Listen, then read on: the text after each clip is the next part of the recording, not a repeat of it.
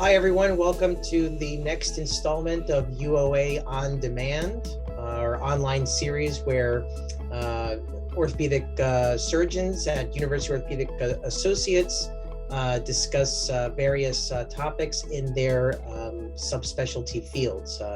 My name is Dr. Stephen Kayiaros. I'm a total joint replacement surgeon here at UOA, and I've been tasked to moderate this session where we're going to be talking about anterior approach total hip replacement. I'm joined tonight by my partners and colleagues, Dr. David Harwood and Dr. William Baione. Dave, Will, thanks for being here tonight. Thank you. So I thought we'd start off this session by just talking briefly about what anterior approach hip replacement is and what are the advantages to the approach. So maybe, Will, do you want to get us started here about talking about that? Sure. When we talk about the approach for patients that are trying to understand the operation, it's the way that we go about getting into the hip. And there are various approaches to the hip that go through the front of the hip, the side of the hip, the back of the hip. And so based on the approach that you take, there are certain considerations in terms of the anatomy, the structures that you have to go through, the structures that you have to detach or protect. And there are pros and cons to each approach. And so probably the most common approach that's done in the world that is a traditional approach, or the standard approach, is what's referred to as a posterior approach. It's an incision that's centered over the side and the posterior aspect of the hip. And during this approach, in order to gain access to the joint, which is deep to the muscles that overlie the joint, there are a series of structures that you have to go through. Specifically, there's a set of small muscles on the back of the hip called the short external rotators. And so typically, to gain access to the joint, you have to surgically dissect the attachment of these muscles to the greater trochanter. Once you do so, you get to the capsule, and this gives you access to the joint to allow you to do the operation. And in this case, it's a total hip replacement. This is an approach that is also used in trauma operations when patients have fractures involving the femoral head and the acetabulum. A variation of this surgery is an approach called the lateral approach. That's an incision that's made along the side of the hip, or the lateral aspect of the hip. You wind up going through the same initial layer of muscle, but instead of going through the muscles on the back of the hip, you wind up detaching a portion of the lateral hip musculature. And in this case, this is a group of muscle called the hip abductors, specifically the medius abductor tendon. And in doing so, you wind up detaching a portion of the muscle that gives you access to the hip capsule, and you are approaching the hip through the side, but then eventually through the front of the hip. And in a similar way, this gives you access to do the operation. With an anterior hip, it's the same idea, except you're coming through a plane that's on the front of the hip, where instead of detaching these muscle groups from the hip, you work in what is referred to as an internervous plane. You're able to work in between the muscles. And so you're able to get down into the hip joint without detaching muscle from the hip. We can go into further detail, but that's the general idea. And so as we go into our discussion, we can talk about the risks and benefits, but the general idea is that you have to go through some muscle to get into the joint.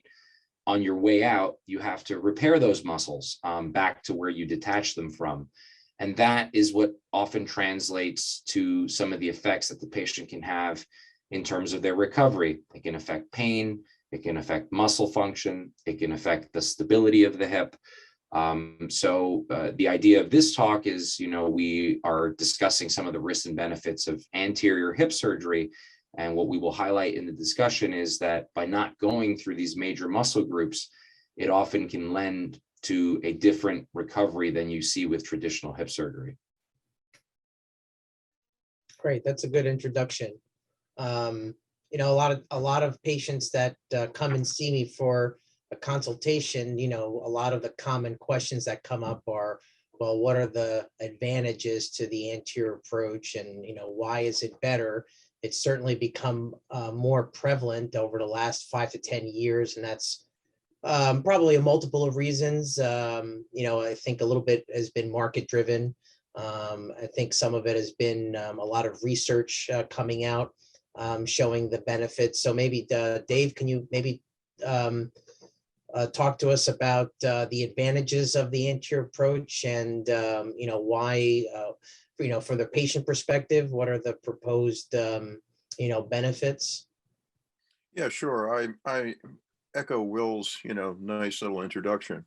I think that from the way I look at it is it's basically the same operation. So no matter what approach that we use, the basic operation is kind of awesome. I mean, we have ability to get patients out of pain. The problem is, to get out of pain, you might have to get worse before you get better, because the muscles get dinged, and then you need pain medicine, and it's a little harder to get up the first few days. I think the biggest advantage that I see in the anterior approach is that even though we don't cut muscles, they're still a little bit inflamed and bruised when we're finished with the surgery. The difference with the muscles in the front compared to the muscles in the back is they're less important. And so when you do surgery on someone, and then the first thing you have them do is to get out of bed. Well, what muscles do you use to get out of bed? It's all those big muscles, the big gluteus or button muscles in the back. So if you've just sort of gone through them, they're going to be sore for weeks. Whereas if you don't touch those muscles and you go through the front of the hip, those muscles are perfectly fine. So you can get out of bed right away with very minimal pain. You might have a little pain in the front of the hip, but again, those activities aren't quite as important. So for the first 2 to 4 weeks, I think that the patients are much more able quickly to mobilize. I think that's the biggest advantage. And it's a relative. The approach has been around for a while, but I think the ubiquitous use of it for total hip replacement is relatively recent. And yeah, there's an advantage, and there's some marketing, but there's also the difference in the generation. So from all three of us, we're essentially 2 different generations. So I think the other thing that has happened with the total hip approaches is that the traditional approach for years and years was really the posterior approach. And so most people originally were trained, surgeons that is, were trained to do that approach. And then over time, people have realized the benefits of coming from the front of the hip, and more younger surgeons were trained in that way. So I was trained in the posterior approach. So it took a shift in my practice to switch over. I think that as the anterior approach has demonstrated its advantages, more and more younger surgeons, as they're trained, have developed this and learned it from the beginning, whereas a lot of the older surgeons, like myself, had to learn it in midstream, which has now been years, but still it's been a little bit of a learning curve for some surgeons. But now that the younger folks have become more and more ubiquitously trained in it, I think that the technique has become also more popular and more available, including from all of us. Yeah, I totally agree with everything you've said, Dave. And I think we're seeing patients now who are really focused on how quickly they can recover from the surgery, and they're really looking for, like you said, being able to get out of bed quickly, not having a lot of pain, and because we're not violating those big muscles, they're really able to kind of get back in the game much more quickly. Will, maybe you can talk to us about what the typical recovery is. What do you tell patients what they can expect during their recovery? Because that's certainly something that a lot of patients ask, because they want to know when they can go back to the gym, when they can drive, when they can get back to work. So recovery is probably the number one question that you get in terms of what to expect. And the nice thing about this operation and this approach and hip replacement in general is that it produces pretty reproducible outcomes. And it was mentioned earlier, if you look back, hip replacement in and of itself is already a great operation that restores function, reduces pain.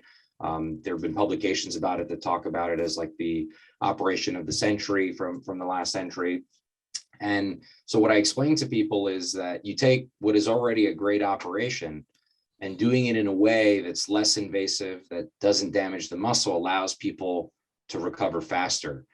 And so you tell someone, you say, who doesn't want to recover faster with less pain? And so when you look at our literature, this topic has been studied extensively. And I think you kind of come away with two things in terms of how people recover. Number one, the long-term recovery in terms of what your final outcome is, I think is pretty standard across the board, regardless of the approach that you do, as long as you do a good operation. If you do the operation well and the components are in good position, I think people have a similar outcome at later time points, at 3 months and 6 months and 9 months and a year. And the literature is pretty clear about that. But I think the actual benefit of the anterior hip is what we call the acute recovery. And when you look at things that we measure, level of pain, get up and go time, how quickly people do the stairs, how quickly they can get up from a chair, when they can drive. A lot of the studies bore out that patients that have anterior hips do these things quicker. So one of the things I tell people is how you do the anesthesia can affect your recovery. And that's a separate discussion, but the majority of these surgeries are done under regional anesthesia, a spinal. So you can really avoid a lot of the side effects that come with general anesthesia. So once you have the operation, by doing it in a less invasive way with less pain, we can really mobilize these patients. And for a large proportion of the patients that we do this operation on, this has become a same-day surgery. A lot of people are up and moving right away within a few hours of the procedure. They're walking several hundred feet. They're able to do the stairs. And so we have a lot of patients that are able to go directly home. They're using a walker for a day or two. They'll transition over to a cane.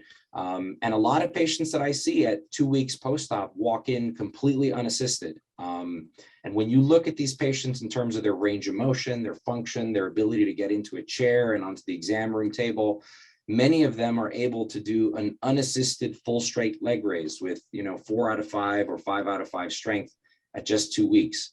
And this type of exam, you typically don't see it through the other approaches for the reasons we mentioned. Those muscles are sore, they've been traumatized. And so you will get an exam like that through the other approaches, usually at a delayed time point, a few weeks later. And so once they get to 2 or 3 weeks, a lot of patients are doing very well. And then when we evaluate them at another time point, which is usually about a month later, 6 weeks after surgery, a lot of people, they look relatively normal. They feel great. They don't have a lot of pain. They've returned to some light activity, light exercise. They're finishing up physical therapy. And for the most part, they feel pretty good. They don't feel like they had a major operation. And when you compare this to the other approaches, we didn't really get into the restrictions, or we could have a discussion about instability. So the 6-week mark, often in the second evaluation after a traditional hip, is typically when you would start to lift some of the precautions that you may have placed on the patient, where you allow them to do things that they hadn't done before. And as a surgeon, sometimes I don't think we always appreciate how these restrictions affect people's lives, but being able to flex or sit in a certain position or sleep in a certain way, that's typically when you're allowed to start doing these things after a traditional approach. So the beauty of an anterior hip is there really aren't any major restrictions. So based on the positions that put the hip in a position where it is at risk for dislocating, they're not really anatomic or physiologic motions that patients do in everyday life. So I really don't restrict the patients after surgery. And I think the patients get that benefit. So they're able to recover in a way where they're not constantly afraid that they might do something wrong and pop the hip out of the socket.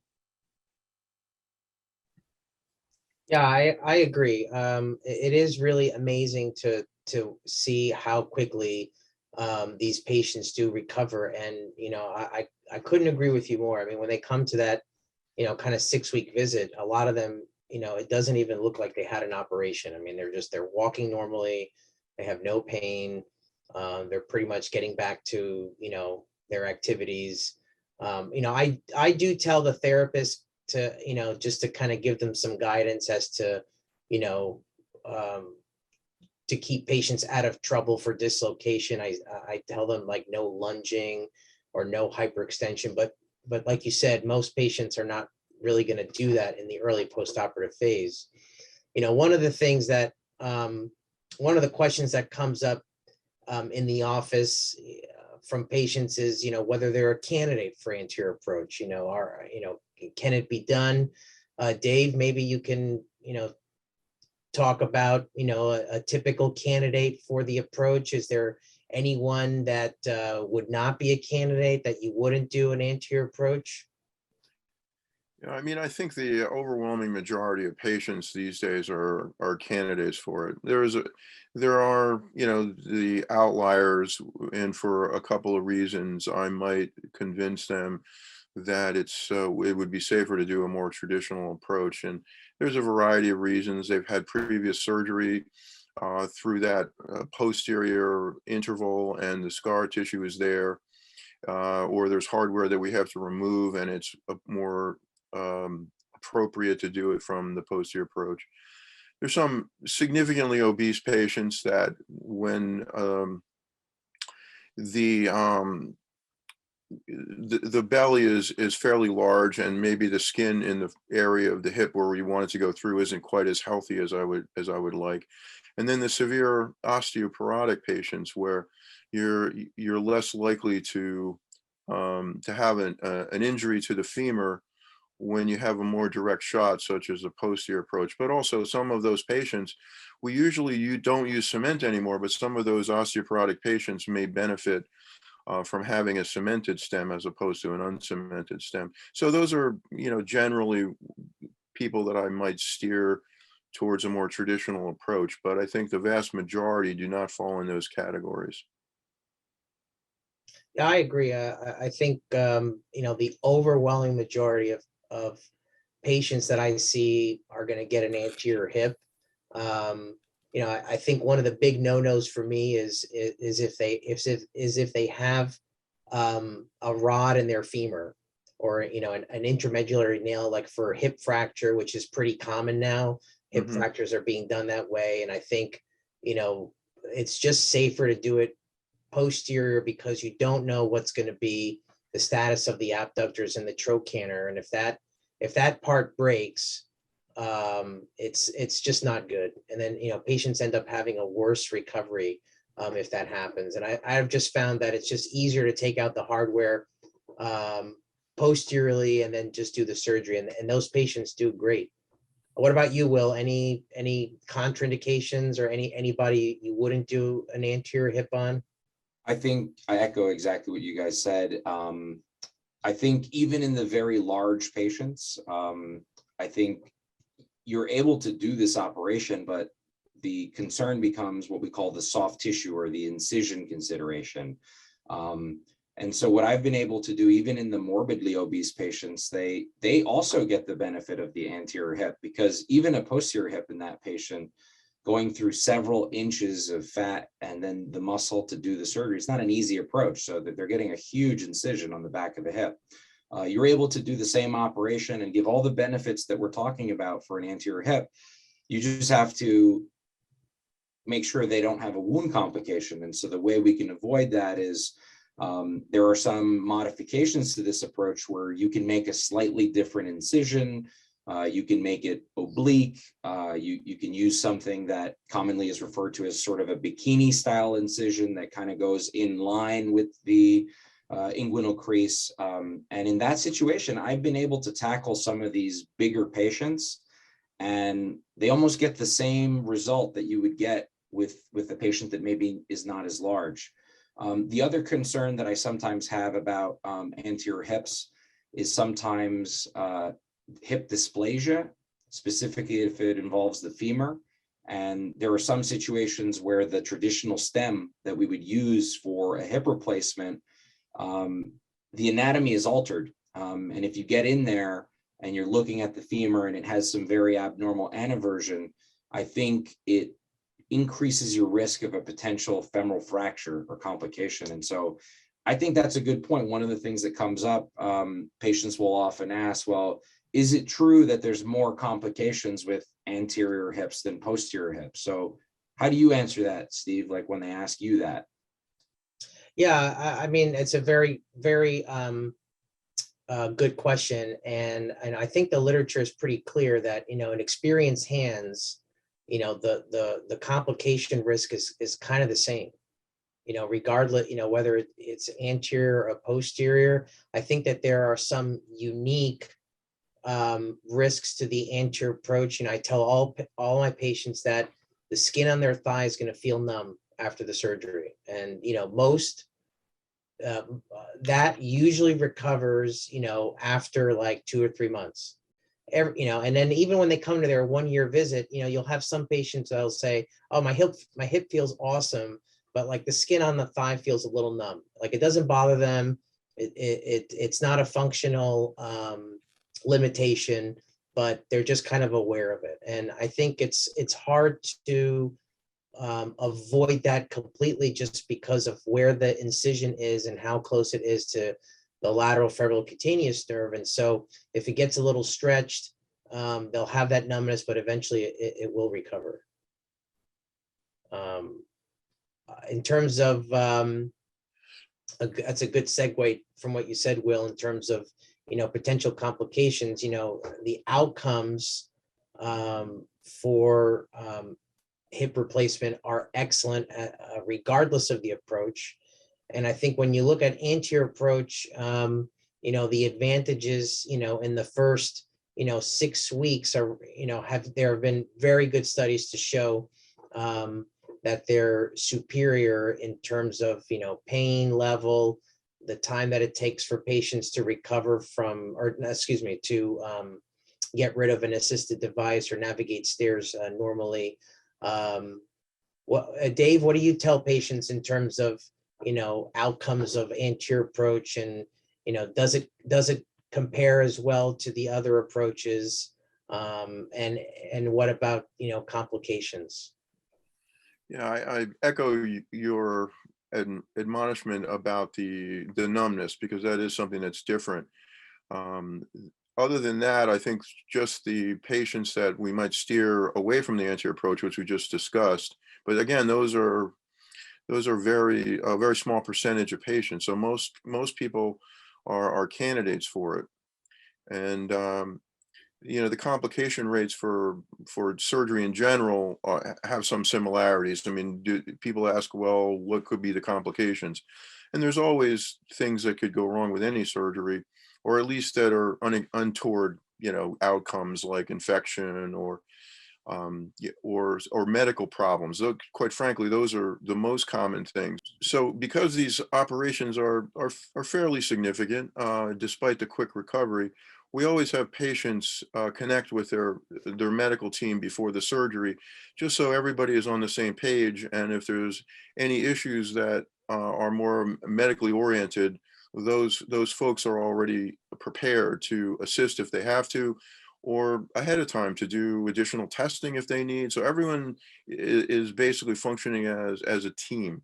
So complications, it's a stress on the body, so complications can occur. If you have a heart problem or lung problem or whatever, the stress can trigger some of those things. So we want to make sure that the everything is optimized, so we minimize those complication potentials. Yeah, I couldn't agree with you more. I mean, I think there's been some studies that have come out recently.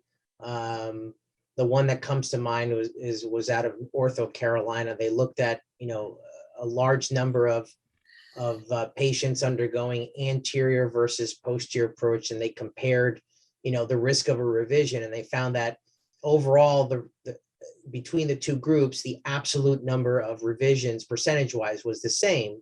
But interestingly enough, they found that patients from a posterior approach were more commonly revised for instability or dislocation, or patients from an anterior approach were more commonly revised for a fracture around the femur or a problem with the implant in the femoral component in the femur. I think that what you said before, Dave, osteoporotic bone, problem with the femur, that's really the challenging part of the approach, is exposing the femur and being able to instrument an implant that's going to ingrow, because we're not using cement now, and that's not going to have a problem down the line.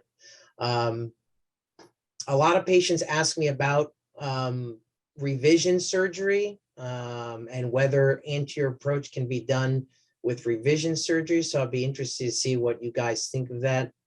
Maybe Will, you want to give us your take on that? I think with revisions, it depends what you're revising, and so you kind of highlighted some of the issues why primary hips get revised using the various approaches. I think for an acetabular revision with an intact femoral stem, I think the anterior approach often gives you a great exposure for the acetabular component, polyethylene exchanges, doing something to change the head. I think that that's an operation that works very well through the front. You have a very good view. I think where the exposure becomes more challenging is when you're revising something that requires you to remove the femoral prosthesis. And in revision surgery, because these implants typically are coated in a porous metal that has ingrowth, they're typically what we call well fixed. They're not going to come out easily. So there's a series of techniques that we would use, using special tools, chisels, osteotomes, little drills, these devices that are like Dremels, where we try to carve the implant out. And that sometimes is challenging to do through a smaller anterior approach. And so though we tout all the benefits of the surgery in a primary setting, sometimes the difficulty of doing the revision through that smaller exposure, I think one of the concerns is that an anterior approach is not as extensile, meaning it can't be extended all the way down to the knee in the traditional way. So if you have to do a lot of work that involves the femur, in my hands, I feel safer doing that through a posterior approach for me, if I have to remove the stem. So that's my general approach to revisions, where I feel more comfortable doing acetabular things where I might tackle them from the front. But if I have to remove the stem, it doesn't often come out easily through the front. And that's been my personal experience. How about you, Dave? Yeah, I mostly echo what Will said. I think for me, revisions are fairly difficult operations in general, some easier than others, but for the most part, they're a significant step up from a primary hip anyway, no matter how you approach it anatomically. And it also is a bigger operation for the patient, even no matter what the approach is. So I think that revisions are much more difficult operations for both the surgeons and the patients. And I think that there are other factors that we need to deal with during the revision that may affect the patient's postoperative course, regardless of the approach. And so I think that I agree with Will that occasionally an acetabular revision or a femoral head exchange is doable from the front. I think for the most part, the posterior approaches offer much more versatility. And sometimes things happen in surgery which you don't really plan on or anticipate, but then you need to deal with at the time. And I think when those things happen, I think the posterior approach is much more utilitarian to be able to do whatever you have to do. So for the most part, the majority of my revisions I do from the posterior approach. Yeah, I agree with both of you. I try to set the expectations for patients who are going to have revisions, and I pretty much tell them from the beginning that revision surgery is not minimally invasive. And I think there's this sort of, a little bit of a false hope that the anterior approach can speeden the recovery of revision. But as you said, Dave, unexpected things can happen during revisions. And, I do agree with both of you that, a simple acetabular revision or a femoral head liner exchange, that's pretty facile to do from the front, but, femoral revisions are a little bit more challenging. And so I tell the patient, look, we got to do the approach that's going to, get everything that we need to do accomplished for the revision and minimize your chance of having a complication intraoperatively. Well, I thought we'd close by maybe just going over a brief case example. Will, I'm glad you mentioned that dysplasia case, because this case illustrates maybe what can be pushing the limits of what can be done for the anterior approach. So I had a patient a few years ago. She's was in her early 30s. She had a history of congenital hip dysplasia. So she was born with a dislocated hip, and she had 2 procedures in childhood to relocate that hip. And she had presented to me with hip pain, and she had actually had a previous surgical scar over her anterior pelvis. And I was able to reconstruct her hip and give her hip replacement using the anterior approach, and she had a great recovery. So I'm going to share my screen now just to show the preoperative and the postoperative x-rays, and then we'll just have a small discussion about that.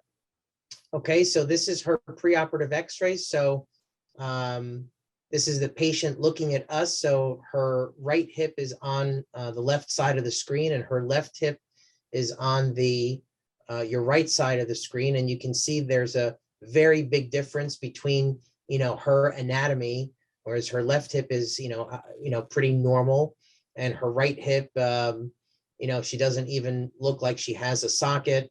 Her femoral head is malformed and subluxed, and she has this sort of what we call a false hip socket or false acetabulum, both related to her dysplasia and her previous surgery.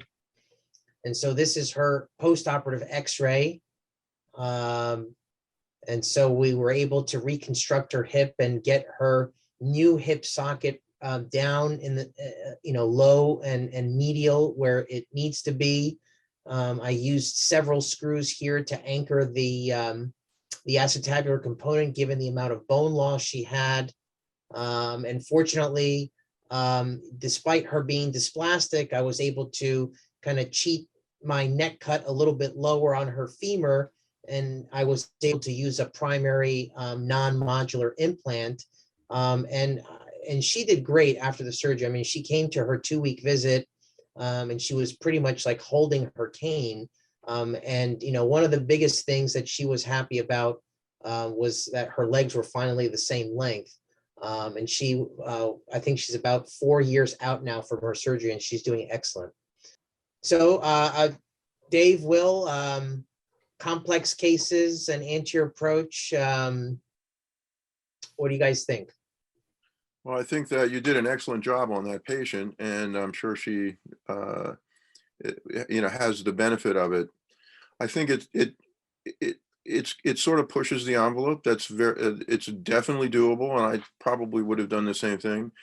I think in some deformities, I think what Will hinted at this earlier, that if the deformity is primarily on the acetabular side, we can do a lot with the anterior approach. I think if the deformity is on the femoral side, then we might need to use a different type of implant, which is a little bit harder to do from the front. So if I was convinced that the femur was relatively normal in its version and architecture, it gets in the weeds for patients, I understand. But if it's an abnormal femur, which you could determine ahead of time by more x-rays or maybe a CAT scan, then you might want to do the posterior approach. But in this case, you obviously succeeded, and it's a win-win for the patient for sure. Yeah, I think you did a great job there. That highlights one of the beauties of the approach in terms of our ability to sort of judge the patient's anatomy and orientation. And we didn't get into the specifics of how you do this operation, but it's typically done with the patient lying flat on their back, which can often mimic how the patient would be if they were standing. Another benefit of this operation is we are often able to get live intraoperative imaging, meaning x-rays that are taken during the surgery. And this allows us not only to confirm the sizes, but the position of the implants that we're using. There are some fairly accurate methods that we use to reproduce leg length and confirm that we've gotten it correct. And another thing, not to get too esoteric, is that in these dysplastic cases and in the complex cases where patients have abnormal anatomy, be it in the pelvis or in their spine, we can really fine tune the positioning of their components to create a configuration that is stable for them. So now you take a patient, a dysplastic patient, that historically, if you had done this through a posterior approach, would have an inherently higher risk of instability or dislocation. And so you not only provided her with the benefit of a minimally invasive surgery, but she gets a stable hip that doesn't have any formal hip precautions. And so you're able to add that. Another group that I think gets an enormous benefit from this approach, which is a big part of my practice, is the fracture patients. This is our pandemic, the geriatric hip fracture. And so you often have these older patients that present with femoral neck fractures that require a joint replacement, be it a partial hip replacement or a total hip replacement. And so I think in these patients, especially if they're older, they have cognitive issues, they have neuromuscular disorders, these are patients where if you can do an approach on them, where you can do the same type of surgery, and then post-operatively they have less pain and no precautions, and you don't have to worry about them being restricted. I think in my practice, it's the people that probably get the biggest benefit. You know, you see these older patients kind of get up and go, where historically they would probably be at rehab for a while, and it's remarkable how fast they can recover using an anterior approach. And I use it almost exclusively on all the hip fractures I do.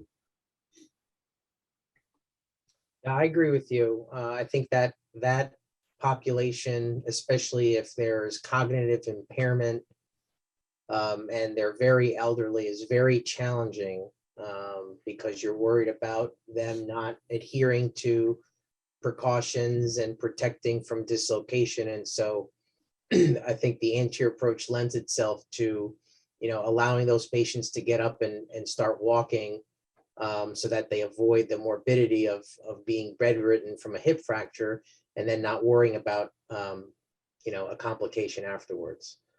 I would just like to say that, I've been around for a while, and I've seen the changes personally in patients and in hip replacements in general. And I think the biggest thing that I've seen is from the patient's perspective. I mean, the hip, like both of my colleagues have said, it's probably one of the best operations in the history of the world, even before the anterior approach. But when I first started, two things. One, the implants didn't necessarily last forever. And so that's changed. So that's one thing that, patients should know. And I think our colleagues in the medical field should know as well, because a lot of doctors are telling their patients, wait as long as you can, you're too young for it.